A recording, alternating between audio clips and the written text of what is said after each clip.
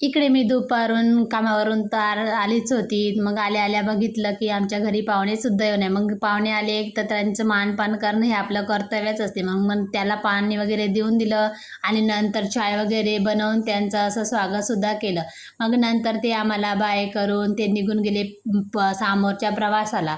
जाताना ते आपल्या पूर्ण गाडी वगैरे करून आले होते. त्या सगळ्या गाडीमध्ये सगळी फॅमिली वगैरे बसून ते गेले टाकळघाटला. आणि टाकळघाटवर अशी जाताना खूप अशी गर्दी वगैरे होती. मग तिथं त्यांनी दर्शन वगैरे घेऊन तिथं जेवणाचा हाल वगैरे खूप छान असा तयार झालेला आहे. तर तिथं जेवण वगैरे केलं आणि तिथं छान असं भोजनाचा सुद्धा कार्यक्रम त्यांनी ठेवलेला होता. तर छान तिथे जेवण वगैरे करून आणि तिथे सगळे इकडची तिकडची थोडीशी खरेदी वगैरे करून ते आणखी आले सायंकाळी आमच्या घरी.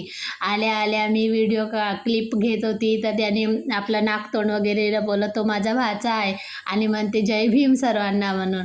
आणि मग ते सायंकाळ झाली म्हणून मग ते आपल्या गावाला सगळेजण निघून गेले. आणि गेल्या गेल्या आम्ही सगळे पार्सल करून पाहिले की काय आणलाय काय नाही. आमच्या जयाताईंनी माझ्या बुलबुलसाठी आणली होती बॅग आणि बिट्टूसाठी हा नेकलेस आणला होता आणि आणखी बुलबुलसाठी हा सुद्धा नेकलेस आणलेला होता.